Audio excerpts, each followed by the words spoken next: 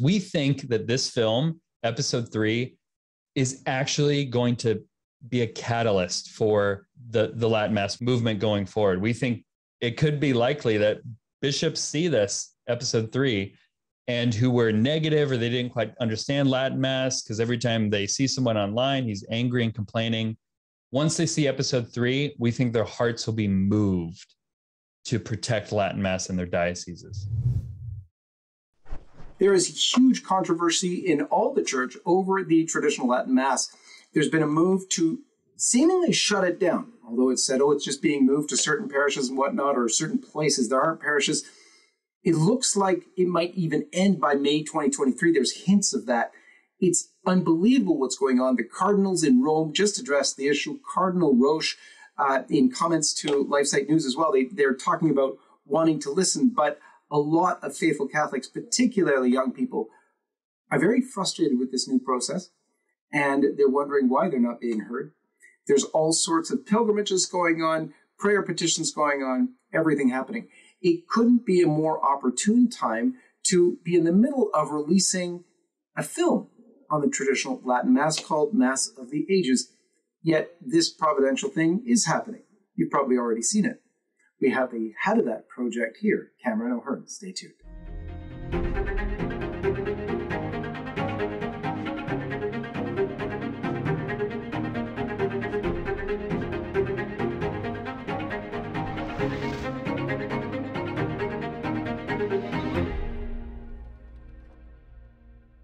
Cameron, thanks for joining us.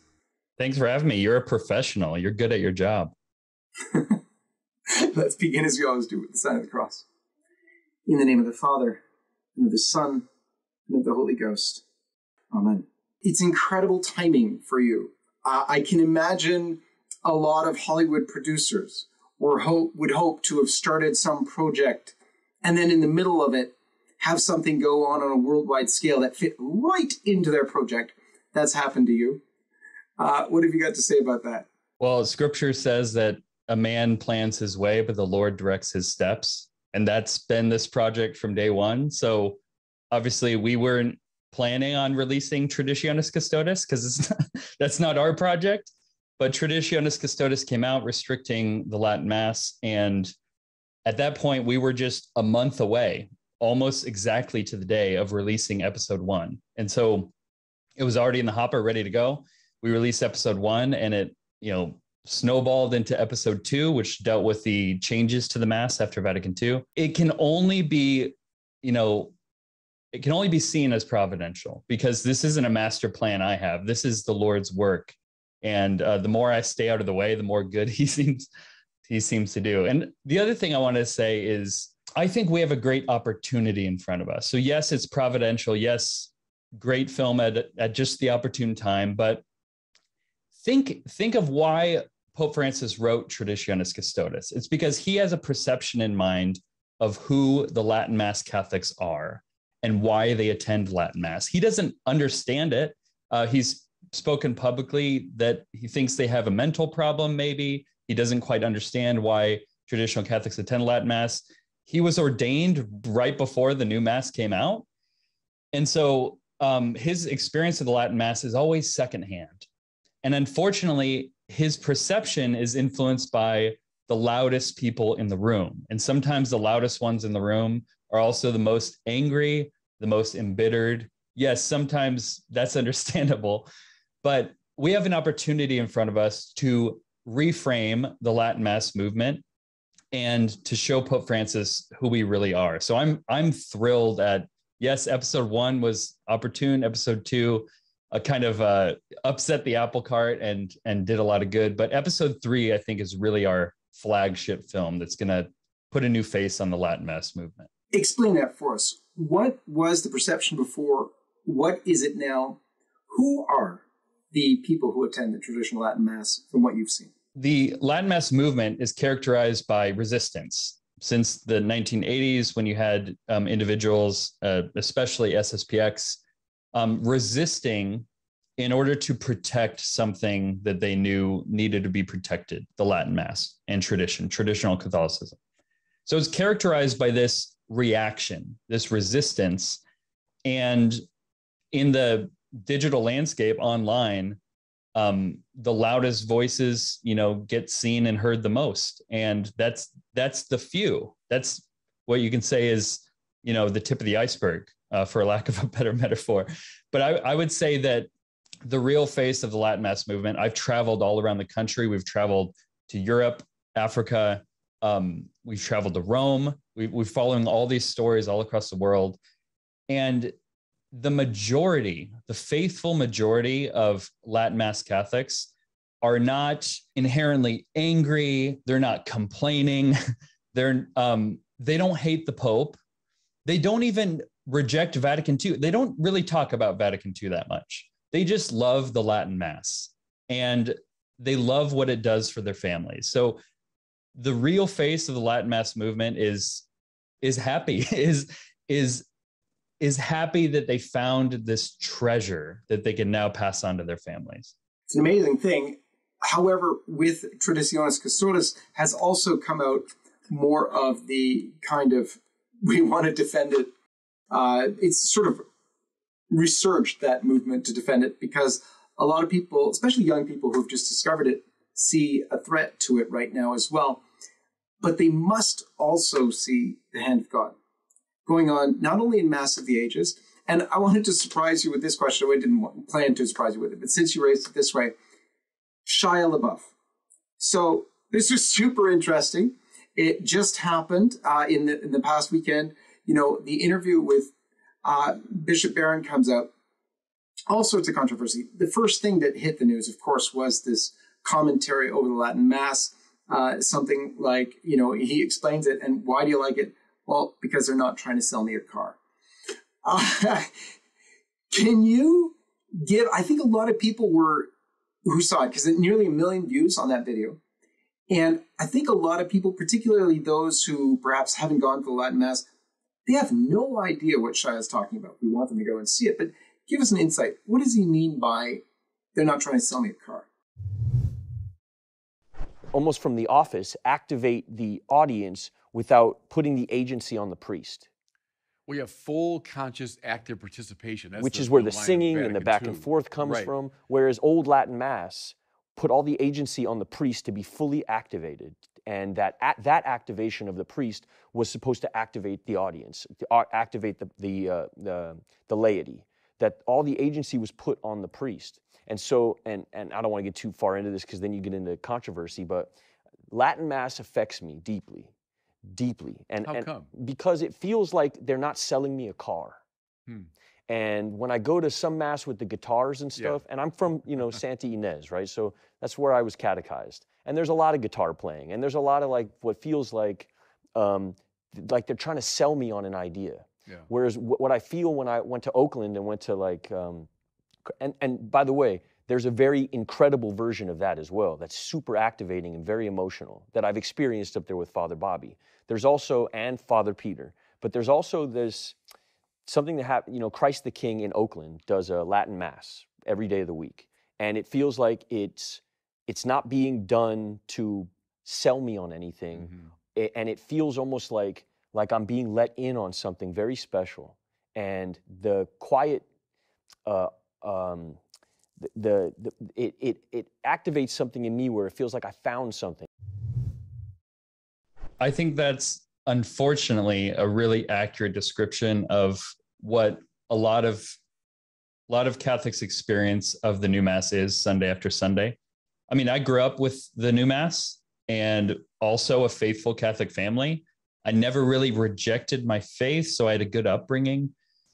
But to be honest, I started to put my finger on what I saw as a problem. I didn't quite understand what the problem was, but when I would go to Mass, it seemed like the priest was pretending to do liturgy, or put more, accurately, pretending to be at Calvary. And it just, especially for a man, feels, it's not really saying anything important. It's not really challenging me. It's not presenting anything that I want to fight for. And when I want to take people into the church and, family members who are, 1 foot in, 1 foot out, I definitely want to take them to Mass. Let's go to confession. Let's go to Mass. But at the new mass, it was always cringing.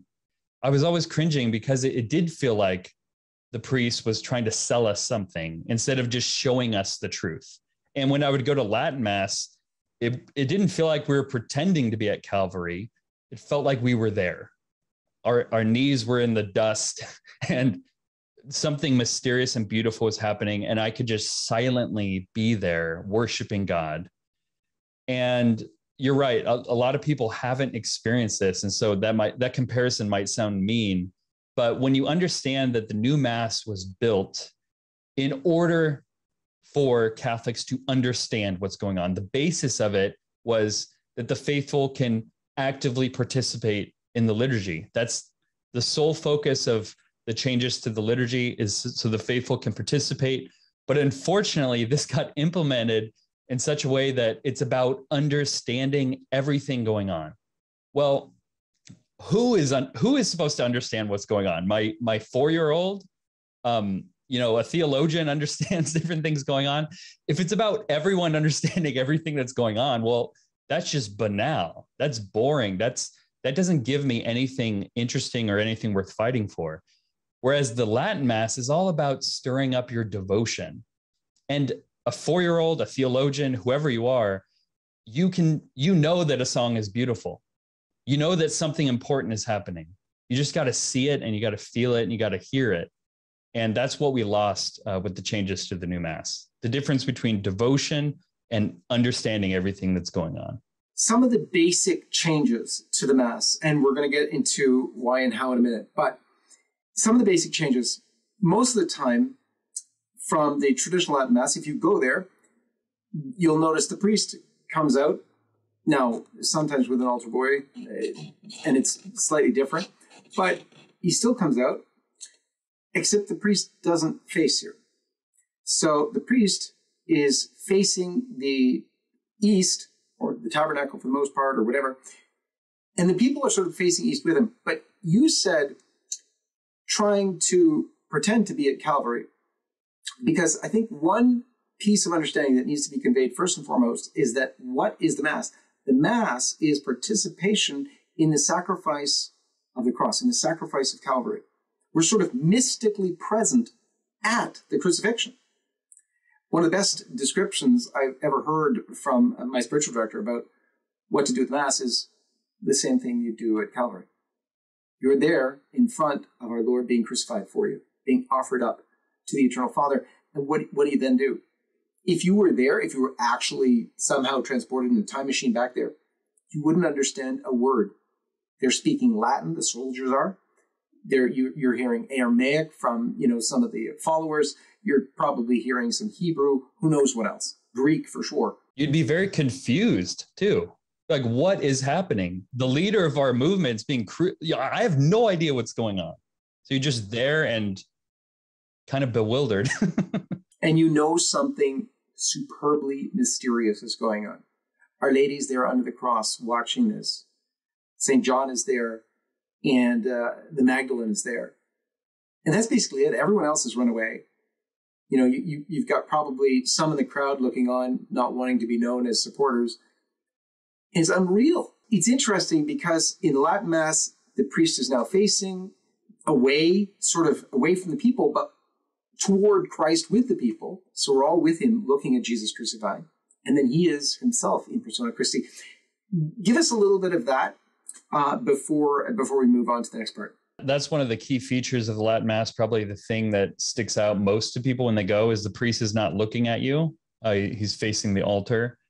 The other thing they notice is a lot of it is in silence. There's this music that's in a different language, or even prayers, different language. The interesting thing is these are things that Vatican II itself didn't even want to throw out entirely. They wanted slight modifications to. I think seeing the priest, facing the altar, it's interesting. Bishop Schneider, when we interviewed him, this is in our hours of footage speaking with him, he said that if all over the world you could just have the priest at every Mass, including the new Masses, facing east, facing ad orientem, facing the altar, that would solve most of the liturgical problems.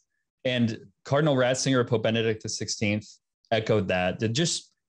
It's not about me. It's not about trying to get me to, don't stop talking to me. I'm trying to pray. Together, let's worship God. Let's be directed towards him. The unfortunate thing with turning the priests around and having everything out loud in your spoken language is that it becomes very flat and linear. We're all kind of plodding along, saying the same prayers together. I might be at a completely different place. My 4-year-old is definitely at a different place. We're thinking about different things. We're trying to enter into prayer. Meditation is a dynamic experience. So the great thing about priest facing east and a lot of silence and a language you don't understand is that we can just worship God no matter where we're coming from. Here's a transition point. One of the things you also said was they're not against Vatican II. In fact, the changes of the Mass, it could rightfully be said, don't actually have to do with the new Mass we have now. What's the development of the new Mass? How do we get there? Who's the person behind it? And what was behind his thoughts? This is detailed in episode 2 of Mass of the Ages. And the key thing that we wanted to communicate in that episode was we don't even need to talk about Vatican II. Okay, the traditional Catholic response to the new Mass and what happened after Vatican II shares the same premise. Different people add different premises, but the main thing we're saying is something went wrong. Something went wrong. You can easily see this just by comparing the new Mass with the documents of Vatican II, and not just the new Mass practiced by, some crazy liturgical experimentation, but just the actual missal. So, for example, in the documents that came shortly after Vatican II, the important thing to know is there was a committee, a concilium, whose job it was to implement Sacrosanctum Concilium. So the document of the liturgy at Vatican II, their job was to implement that document. So they released letters, slowly implementing changes over the course of 5 or so years. And Vatican II said, let there be no innovations unless the good of the church genuinely and certainly requires them. And any changes need to grow out of things already existing. So you'd have to be able to look around the world and say, this is a good development, let's adopt this, but very minor things. Only if it's proven it's going to be good. But then you had the concilium just whole hog throwing out prayers, excising so many of the orations of prayers in the Mass, saying it is preferential that the altar be built apart from the wall, including adapting current churches. So people ripping out altars was something that was commanded from the top down. Instead of Latin being a small part the spoken language being a small part of the liturgy, Pope Paul VI said no longer Latin, but the spoken language will be the principal language of the Mass. So what is a faithful Catholic to do? We have Vatican II that says X, and we have the implementation of Vatican II, which did the opposite. The traditional Catholic response is primarily something went wrong. And this happened from the concilium led by Pope Paul VI. That's where the problem lies. So the way forward is to look with honest eyes at what went wrong and pray for your church. Don't leave the church. And in the meantime, I say go to Latin Mass, because there you find, this is the funny thing. I think the Latin Mass is more like Sacrosanctum Concilium than the new Mass, because Latin is to be retained. Gregorian chant has pride of place. It describes liturgy as this solemn, beautiful sacrifice of the Blessed Trinity. You have to suspend your disbelief at the new Mass to believe you're doing anything, really important. So yeah, I think funny enough, the Latin Mass is more like what Vatican II said than even the new Mass. Your journey that's in the midst of this, you're a young man. So many people would think, the Latin Mass is all about old people stuck to their old tradition. They can't leave it. And here, there's actually an overabundance of young people. I'd like you just to tell us of your experiences going throughout the world looking at Latin Masses. Who is the audience? The audience at Latin Mass is primarily young families. Parishes that we visit, especially since COVID, have just been brimming with young people. There's so many baptisms, you just can't keep up with it. The priests their schedules are packed with confessions and baptisms. An interesting metric is to just look at baptisms versus funerals. And you find at a lot of just generic parishes, they'll have a lot of funerals and few baptisms. But it's the opposite at Latin Mass parishes. A lot of young people are discovering the Latin Mass as something new and exciting, not because it tries to speak their language or get on their level or be hip or whatever.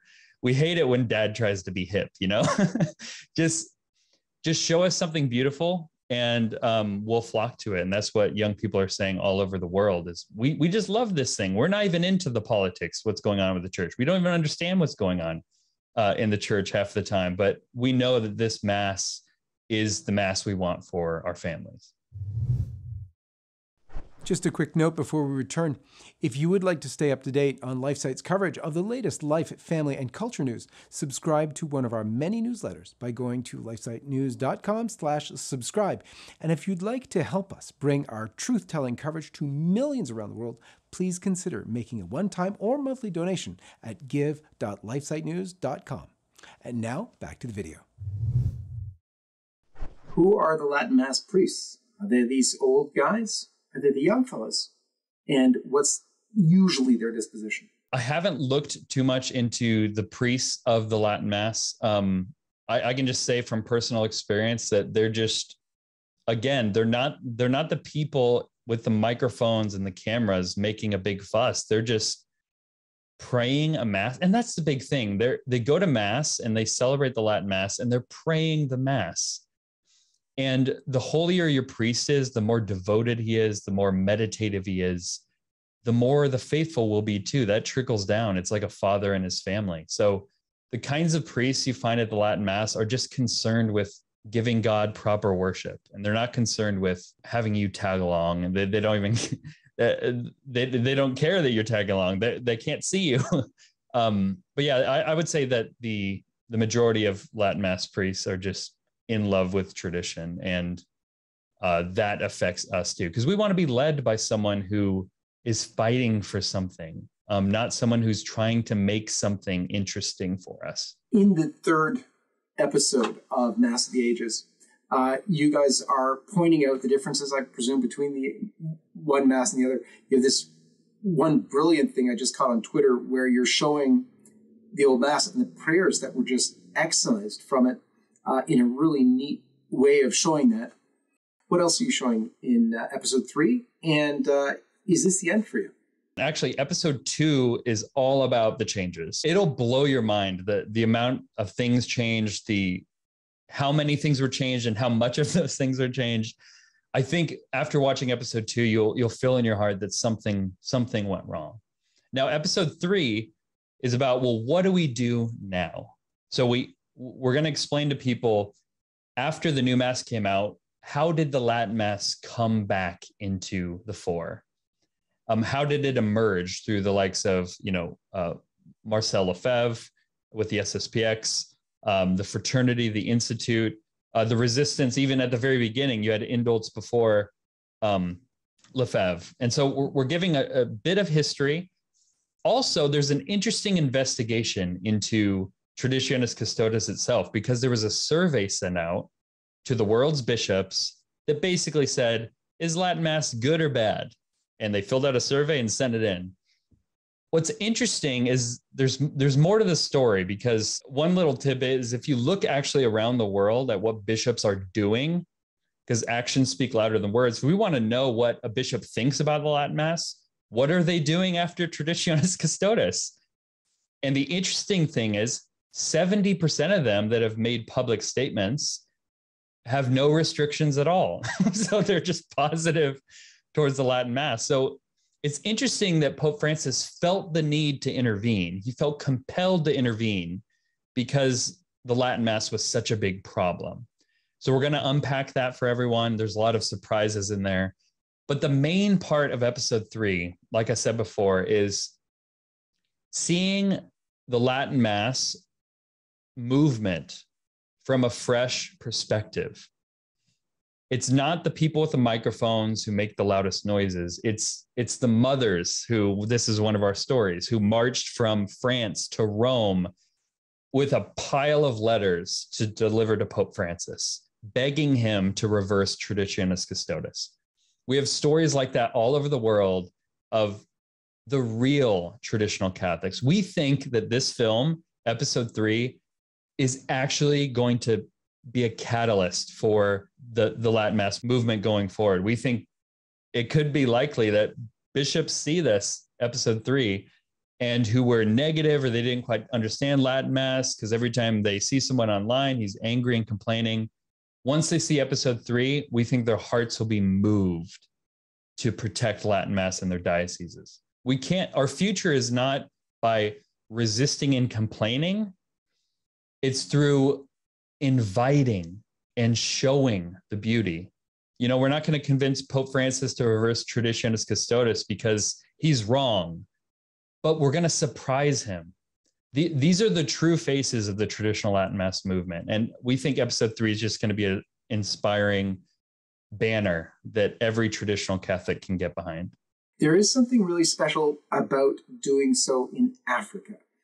I know you were in Africa. Our Michael Hogan also films with you, and Michael just got back. While he was there, I thought of something. We have a lot of fans. LifeSite News has a lot of fans in Africa. In fact, we have a starting LifeSite News Africa, a sort of division, if you will, because there's a lot of things going on in Africa. The push of the West to force them into woke culture, if you will, is huge. And that's being done with all sorts of pressure. But one of the things that is affecting them as well is the threat to remove the traditional Latin Mass. And you'd be so surprised. And the numbers of very, very impoverished Africans who are totally devoted to Latin Mass. It's amazing. You can watch. I've seen, because I've been sent the videos of LifeSite News fans over in Africa. They're totally impoverished, but they're singing Latin hymns. And these were older people who are still singing Latin hymns. They don't speak English, but I can hear them singing Latin hymns. Just a personal story on this. My dad used to be a visa officer for Canada. He was an immigration officer, if you will.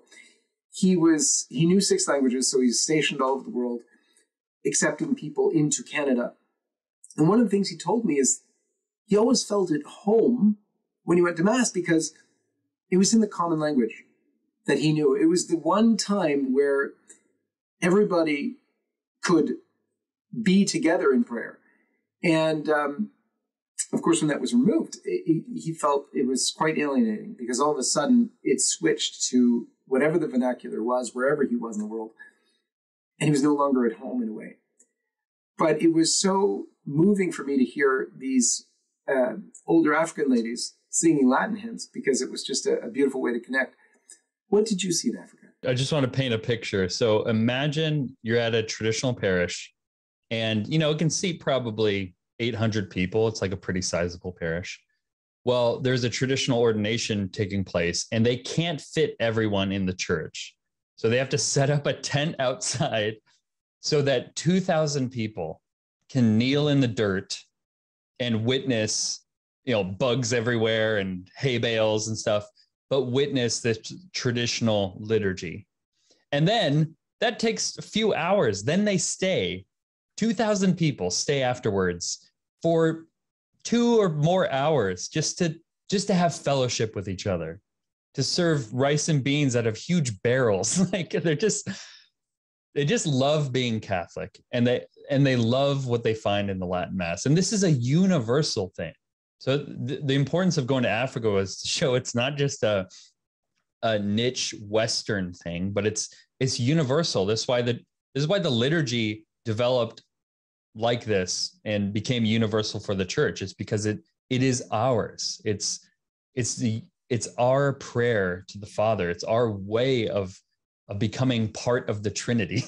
Well, to not be heretical, to become sons and daughters of God, and to participate in the love that the Trinity has. So Yeah, the liturgy is universal, and this is why it works in Minnesota, it works in Africa, it works in South Korea, it works everywhere.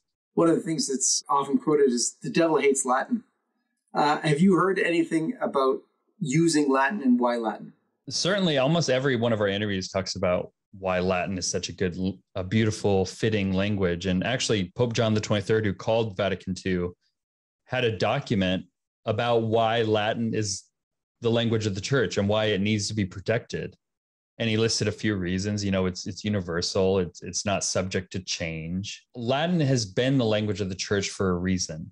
I mean, even when Latin was the spoken language, in the 4th century, the Latin that was used for the liturgy was a high Latin. It would be like using a high English if we had an English liturgy. It's kind of like the English liturgy, the Anglican liturgy. It's like a high English.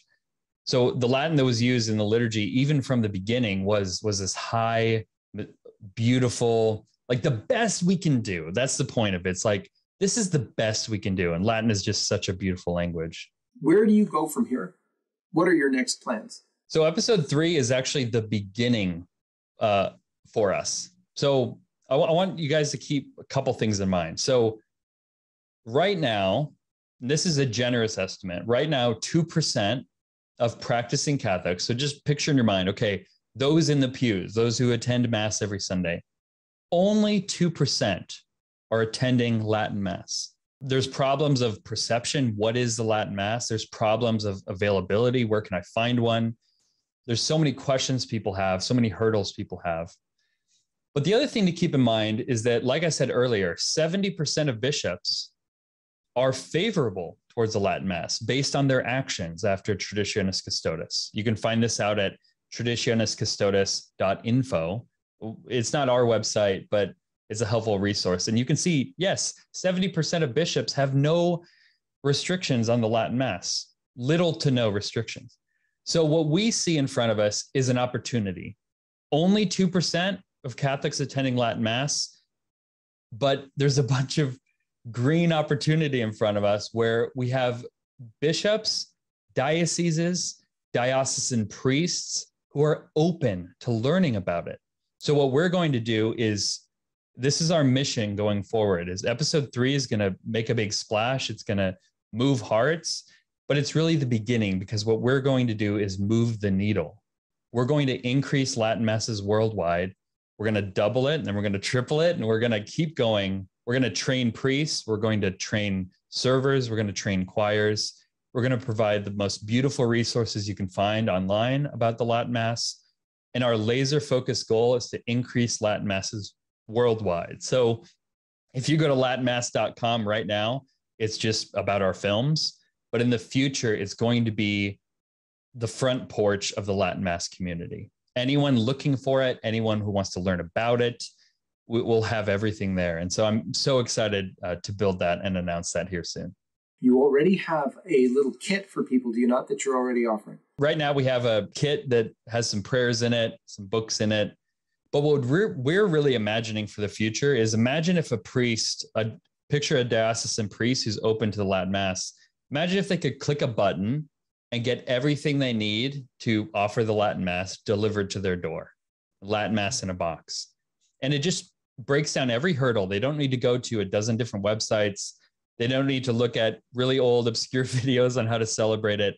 We're really going to give them everything they need and to be trained to learn the Latin Mass, because there's so many dioceses that have no restrictions. So 2% is a lot compared to the 80s, but there's so much more room to grow. And that's why we exist, to increase Latin Masses.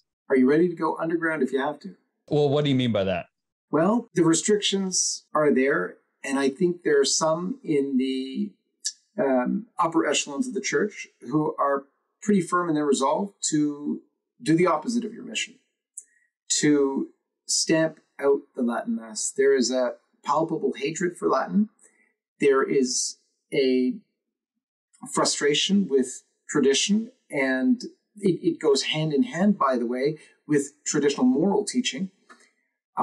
So there's a real move to changed the church in very fundamental ways. And it's funny that they started with the traditional Latin Mass, because if you remember, one of the very first things that was done right out of the gate with Pope Francis was to attack and basically shut down the Franciscan Friars of the Immaculate.